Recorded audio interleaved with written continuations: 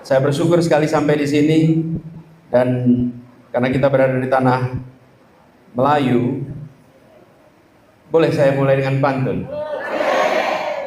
Riak sungai Siak bergetar tenang, perahu hilir membawa harapan. Gerakan rakyat kini disanding, menegakkan marwah dengan kesatuan. Pucuk pauh delima batu, anak nelayan mengayal di muara. Junjung marwah Melayu bersatu, gerakan rakyat tegak bermakna. Bapak sekalian saya hormati, ketika kita bangsa Indonesia 80 tahun yang lalu memilih merdeka, karena kita tahu bahwa sistem kolonial menghasilkan ketimpangan yang luar biasa. Bagaimana pemegang kewenangan mengalami peningkatan kemakmuran yang luar biasa, sementara rakyat kebanyakan tertinggal dalam kemiskinan dan keterbelakangan. Betul tidak? Karena itu ketika era kolonial, kalau ibu bapak datang ke negeri Belanda, di sana makmur betul negeri itu. Dari mana kekayaannya? Di sini. Dari sini. Karena itulah kenapa kita ingin merdeka, supaya kita makmur dengan apa yang kita miliki di sini. Terjadilah merdeka. Nah, ketika terjadi merdeka, nampaknya situasi itu masih berlanjut. Masih berlanjut. Di tempat-tempat yang banyak kekayaan alam, justru di sana merasakan ketertinggalan dan keterbelakangan. Betul tidak?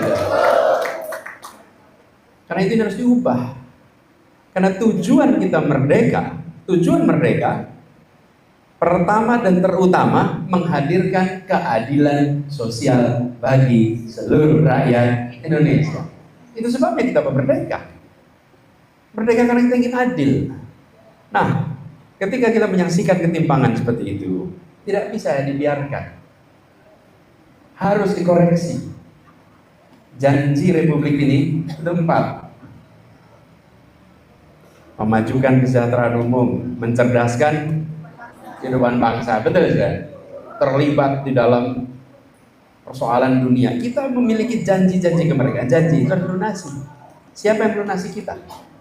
Karena itulah setelah berjalan 80 tahun, kita menengok kembali.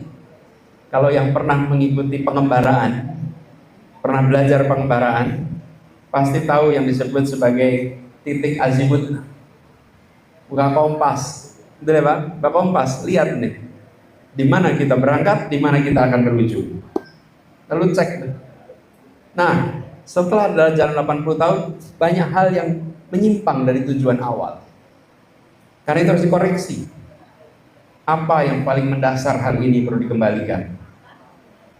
Salah satu yang mendasar yang tadi disampaikan oleh Dr. Zulfikri Toguan. Kita harus menjadikan negeri ini negeri yang beradab, karena hukumnya memberikan kepastian dan hukumnya memberikan keadilan.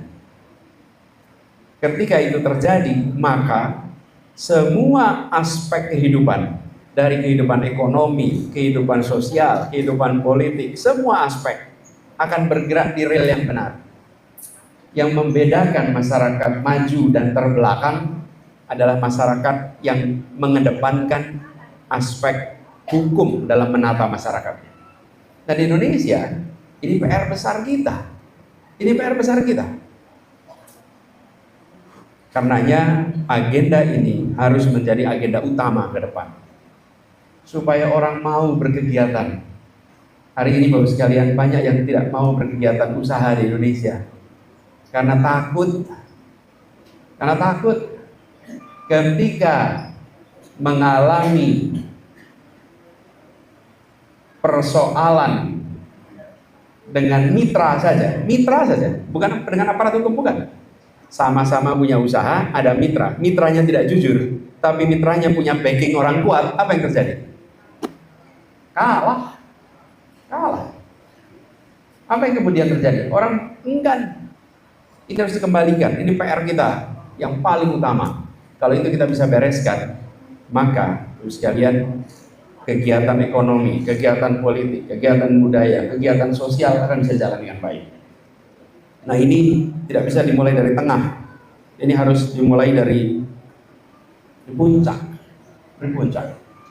Kemudian kita juga punya PR yang sangat besar. Yang tadi juga berkali-kali kita sampaikan. Pengembangan kualitas manusia. Kualitas manusia. Kita tidak ingin kita terbelakang karena pendidikan kita tak setara. Ada yang bisa sampai kuliah, banyak yang tidak bisa sampai kuliah. Ini harus disetarakan. Dan itu artinya serius. Kita harus melakukan reformasi. Tadi dengan masyarakat lembaga adat Melayu kami sampaikan, harus cek nih di Riau, setiap kabupaten kota, apakah jumlah bangku SD kelas 1 sama dengan jumlah bangku SMA kelas 12. Kalau SD-nya 100 tapi SMA-nya cuma 60, berarti kita tidak berniat menyekolahkan semua anak. Niat saja tidak ada, karena ruang kelasnya nggak ada, bangkunya nggak ada. Nah, yang 40 nggak pernah masuk sekolah sampai SMA, gimana nasibnya ke depan? Belum bicara kualitas, itu baru bicara jumlah aja. Bapak Ibu